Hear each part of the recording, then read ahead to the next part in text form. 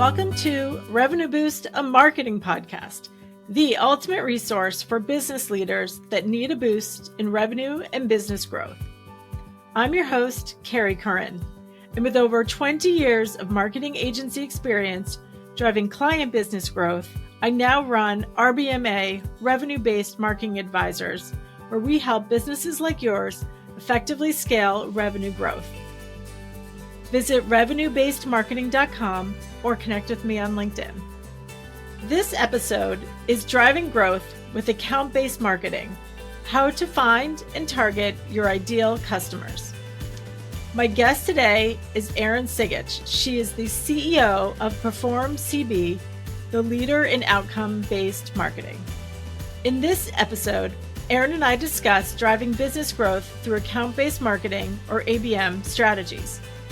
Erin shares her 17-year journey at Perform CB, focusing on how they identified their ideal customer profile, or ICP, and aligned marketing and sales to generate high-quality leads. We discuss the importance of sales and marketing alignment, performance-based marketing, and leveraging data to optimize campaigns, and how ABM has enabled Perform CB to secure large-scale clients.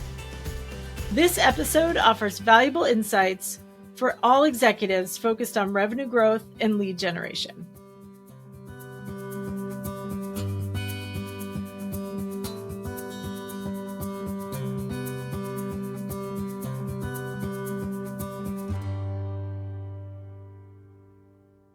So welcome, Erin. I'm very excited to have you with us today. Tell us about you and your background and your experience. Oh, well, thank you so much for having me. I'm so excited to join you this morning. My name's Erin Cigich, and I am the CEO at Perform CB. I've been CEO of the business for about 10 years, but I've been with the business for 17 years. So I joined the business as one of the first 10 employees and started in an account management role and kind of worked my way up over time here. And what does Perform CB do? Perform CB works alongside your existing agency relationships or your existing channel or partner relationships to help you find new incremental customers, all on a pay-for-results model. So when brands work with us, or if agencies work with us, they only pay when they get a new customer. And we built all kinds of proprietary tech that's patented that helps us power and do that. But that's been the story of Perform CB and really my career. I've been here for 17 years, so it's a good long time. That's that's amazing. That's a great tenure, and clearly you're doing something right. So I know we've talked a bit about the challenges for agency growth, especially B2B strategy and business growth. So I'd love to hear about kind of what strategies and approaches you've taken over the years to help continue the growth of Perform CB. Yeah.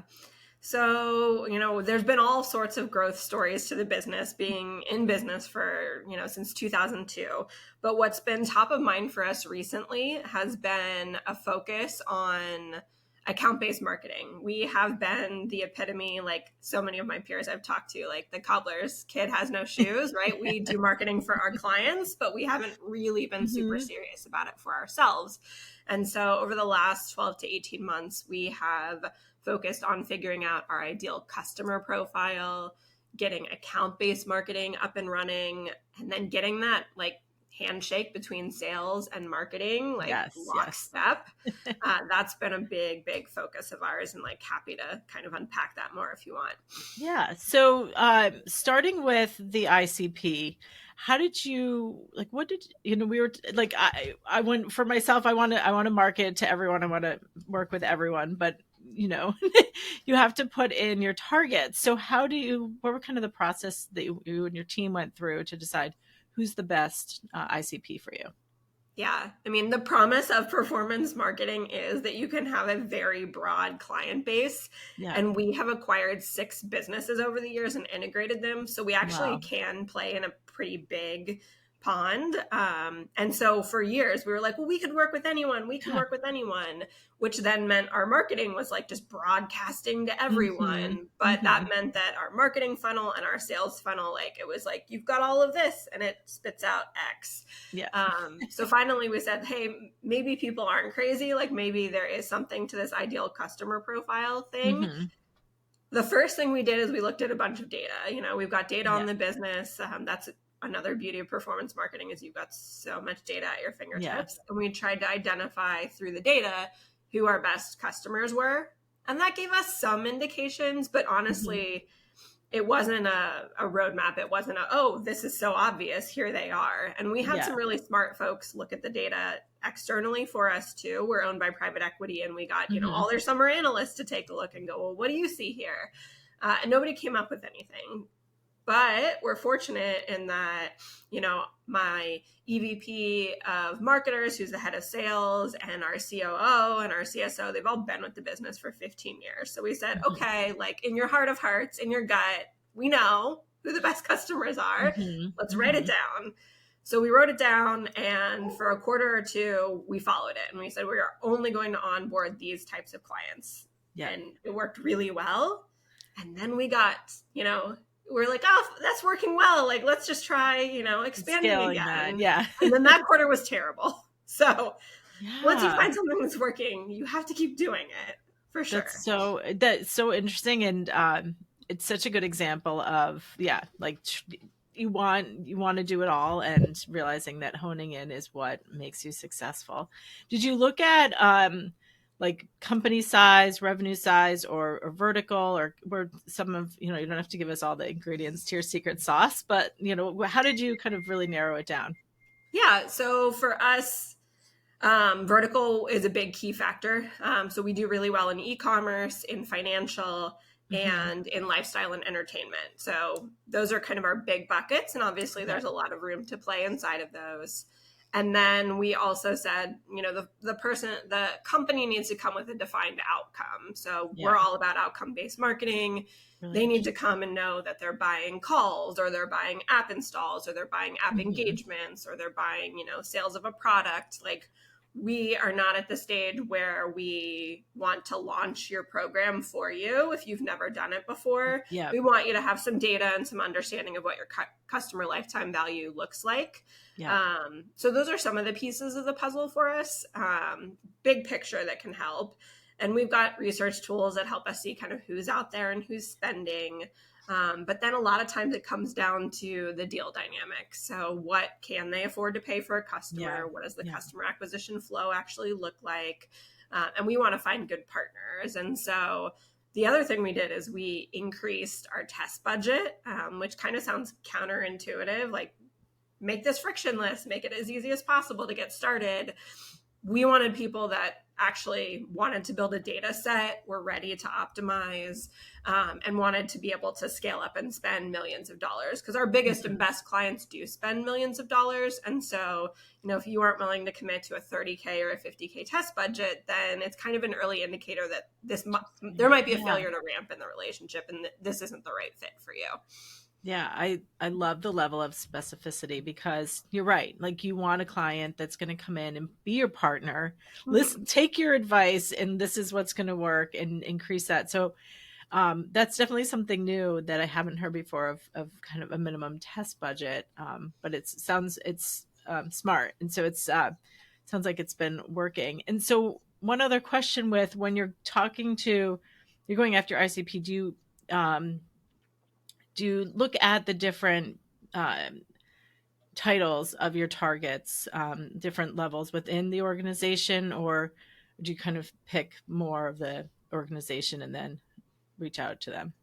So when we are creating our ICP list, it starts, we're very specific, and we go and we find the company first. And then within the company, we are looking for titles.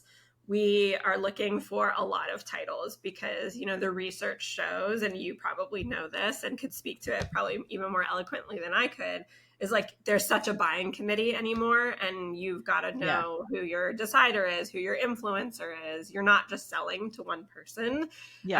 So we've got like, we try to get like a whole nest of potential contacts within that organization. Yeah. So smart. And I can visualize that, like that how you've kind of really identified who your target is and build. And so then the next step is to start the relationship. So talk us through kind of your next steps of building that out into an ABM campaign. Yeah. So our marketing team will take kind of the wish list of clients, and then they build out an ABM campaign. And the ABM campaign is quite sophisticated and passes back and forth between sales and marketing and creates those touch points. But it involves email, it involves kind of retargeting, paid media, and then it involves more personalized outreach over time to the contacts as well. For years and years and years, we were like, how do we just be the biggest brand out there? How do we spend the most money and just get visible? And ultimately, like when we sat there and tried to run the performance numbers ourselves, it didn't make a difference. It's so much more like person to person or, person to company selling. And so we've pivoted to this, which has been an interesting pivot over time. Like, it feels a little counterintuitive not to just try to be seen as the biggest, but like, we just want the folks that need our services and can spend a lot of money. That's who we want to know who we are. Yeah. I get that. And so how did you start your kind of strategic planning with ABM? Did you look at different media channels? You talked about retargeting and email. Like, how did you start that approach? Yeah. Because we have the email addresses and the contacts that we want to reach. We essentially pick one paid media platform and then try to get a match there and build a critical mass. Lots and lots of creative, and kind of a whole funnel of like, oh, cool, they're going to see this, and now they'll see this, and now they'll see this. And that's tied in with an email campaign as well. So we try to launch on one paid media platform, get the learnings from it, see what creatives are working well with that segment. Because if there's segmentation involved too, for us, it's at the vertical level, right? Yeah. We're saying something different to our finance clients than we're saying to our lifestyle and entertainment clients. Right. And then once you find winners, we try to expand it out to other platforms. So like if we start with Google, we'll go to LinkedIn, or if we start with LinkedIn, we can go to Google and things like that. Great. And so did you have a challenge getting a large enough data pool to kind of make those decisions? It did take us a little bit. We've got a big client wish list. And so depending on what your ICP is, that could be a problem because you have to have a critical mass for the platforms to go, okay, we've got enough matches to do something with this. Fortunately, with the scale of our business, we do. But if you were a smaller shop, that might present a challenge. Like, how have you seen people solve that problem if you can't get a big enough data set? Right. Yeah, no, I think that's a big challenge, especially because as you talked about, you really want to narrow down and target. And so I know I've been in those platforms and you're like that it's a small number and you're kind of, it takes time to get the data. So it's, and I think getting it from the multiple platforms as well helps to pull it in and kind of cross-reference. This episode of Revenue Boost, a marketing podcast, is brought to you by Kriglu. Want to boost customer acquisition while saving time and money? Meet Kriglu, an AI-powered omnichannel bid management platform designed to optimize your ad spend. Kriglu intelligently adjusts bids across channels, ensuring your ads reach the right audience at the lowest cost. Plus, with its automation, you'll free up valuable time to focus on your business. The result? Efficient, cost-effective growth, all while maximizing your marketing budget. Ready to scale smarter and faster? Visit Kriglu.com, Kriglo.com, and start saving today. Did you test also different messaging? You talked about creative. How did that process kind of expand and kind of identifying what really resonates? You want to make sure, to your point, you want to stand out, you want to demonstrate your expertise. Yeah, absolutely. So we are testing right now, I think about 10 different creative paths. I mean, they're not Mm-hmm. so wildly different, but Yeah. we're in marketing, right? There's 10 kind of pathways for the creatives, highlighting this value prop, or focus more on a special offer, or focus more on like making Mm-hmm. the person the champion. And so we've got those all testing. And it's interesting to see like what's working in the finance vertical isn't necessarily what's working in the e-commerce vertical. And so Right. it really does kind of play differently for that. So that means like for us, the creatives are everything from kind of the ad copy that might appear to some of the banner placements for the Mm-hmm. retargeting campaigns, and then also the email cadences. Mm-hmm. Um, I mean, ultimately, we try to speak in plain English. Like that's one of the big pieces for us. Yeah. Like Yeah. sometimes we've all gotten those emails that are like Yeah. very, very in the weeds marketing jargon. And Mm-hmm. I'm like, Mm-hmm. I've been in this space for 17 years and I can't tell what you're trying to sell me. What Right. Yeah. So we try to stay benefits focused. And then the other thing we really try to highlight for our company is like, we don't need to displace anyone. We're not trying to, displace your agency. We don't need to displace your internal buys. Like, we truly do help you find new customers that you're not tapping into through those other channels. And it's Mm-hmm. on a performance-based model. So like, Yeah. provided you have the right ICP, it's kind of a no-brainer to test if you've Mm-hmm. got the budget for it. Yeah, no, that's you're definitely getting the data and taking action on it, which is such a key part of ABM. And then another key part is getting the teams internally to, as you said, shake hands and really communicate together. So talk about kind of, did you have to build stronger communication between your sales and marketing team, and how is that going? Yeah. So right now, the leader of our sales team and our marketing team are, very, very aligned. And, Yeah, in the bit being in this business for a long time, we've certainly had that not be the case, yeah, yeah. where it's friction and it's like, what the heck is this person doing? And like Hmm. Hmm. fighting over who's getting credit for stuff. I'm like, we all Right. just want to land the customers, guys. Yeah. But now I think we've got a really good relationship going. And I think one of the important parts as we were launching the ABM campaign is like, one, we really needed sales support to Yeah. identify the right customers. Like they were a Hmm. big piece of that puzzle. Yeah. But two, like we sort of updated them almost weekly as we were getting things off the ground. Like, hey, this is what we've done. Here are the creatives that we're testing. How do you Hmm. feel about this? Does this align with what you might say?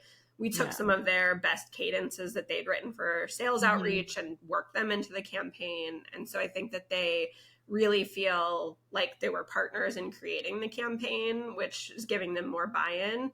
And Yeah. then, if I'm a sales rep and you can get me a booked call with one of these, identified prospects, I'm pumped. So Hmm. I think ABM is nice because of that. Like, I'm a sales rep. I want to talk to these people. You're going to get me a call with these people. Like, awesome.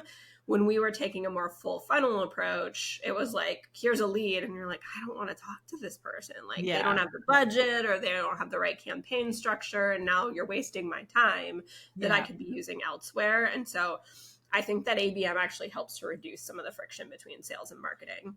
Yeah. But it takes time. So was that a shift in kind of culture almost of, I'm going to have fewer but better leads, than to your point of like just looking at the volume number? Yes, yes. And so for us, rather than being really focused on the number of leads, we are looking for booked calls. So Okay. that's kind of what we're using as our North Star is like, how many booked That's calls great. are we Hmm. securing? Hmm. Because that means that somebody on our sales team has been like, yes, I want to talk to this person. And the potential prospect has agreed to the call too. So now you really feel like as marketing, hey, I brought the horse to water. Now sales, you get them to drink, but like we've Yeah. got that handoff going. And so Hmm. it was a bit of an adjustment to go like, hey, what are the lead numbers? What are the lead numbers to how many Right. calls are we generating? Right. And how did that you mentioned your private equity owned. So how Yep. did your corporate board kind of feel about that shift? Yeah. So I'm fortunate in that our private equity ownership is focused on media marketing and technology. In fact, they owned Adweek in their last fund. Oh, wow. And Okay. so they're like, We get it. they get it. Many That's a of them huge have been benefit. Yeah. operators of agencies. And in Mhm. fact, like David Verklin sits on our advisory board, and he ran Okay. like Dentsu for 10 years. And so Mhm. from the day I met him, he was like, you need to be doing account-based marketing. I wish I had listened to him at the beginning, you know? Yeah. Yeah. Like, so I met him in 2021 when Behringer entered the business, and he's like, you should do account-based marketing. And I was like, sure, yeah, we've got a plan. And now, like, years later, I'm like, oh, he was so right. Like, why didn't I just listen to him at the Yeah. beginning? Yeah. So they're very supportive of it. Mm-hmm. No, that's huge to have that buy-in, because I think often the focus is on, like we're saying, the volume versus the quality, and it's a shift, but it's getting you to your revenue goals. So that's what's important.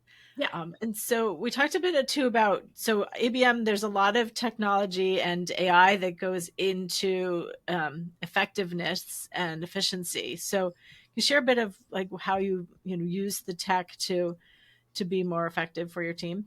Yeah. I mean, from some of the basic use cases like ChatGPT. So, Yeah. okay, here's one base marketing plan in terms of content and what the sales outreach might look like. Create 12 more versions of this. All Mm-hmm. right. You do need a human to look back through it and make Yeah. sure that it didn't get squirrely. But Yeah. that has been a game changer for us to be able to implement things like that. To scale the And copy and content. yeah. And then the other piece of the puzzle that's been big is automating different pieces. So Mm-hmm. basically, as soon as we've got a lead, right, in our in our outbound marketing email platform, then into our CRM, then it gets fed automatically based on a series of parameters. It gets fed automatically into the right email cadence, and like all the systems are talking to each other. And hey, the user behavior was this, and so now we're going down this path. Yeah. So a lot of Yeah. that we've really built out, either leveraging some of our own builds, because we have our own development team of about 30 or so kind of engineers, data scientists. But then for Wow. our sales pieces, we're using a lot of off-the-shelf Mm-hmm. AI, because a lot of our developers are focused on like our own platform and how do we, Yeah. Yeah. Of we're course. focused on client service Yeah. for the developers. Mm-hmm. Yeah. Yeah. No, that's it's definitely such a valuable strategy and initiative to roll out, and so it's definitely sounds like it's was a journey, but you're on it Yeah. for sure. What are your excuse me recommendations for a company that has heard about ABM, has read about it? Like, what's a great way to get started and kind of start rolling out that initiative? I think the number one thing that you have to do is get real about your ideal customer profile, Yeah. because you could figure out all the intricacies and pieces of account-based marketing, but if you're not Hmm. targeting the right people, you won't get the right results. For us, that was the longest piece of the puzzle, is really coming to grips with this is who we want to target, and being Hmm. able to enrich and build out that list and get it to be big enough. Like, that was the biggest piece. Hmm. The next step was segmentation. Like, okay, we've got this list, but do we really want to say the same thing to all of these people? In some instances, you might want to. For us, because we're vertical focused, we don't. Hmm.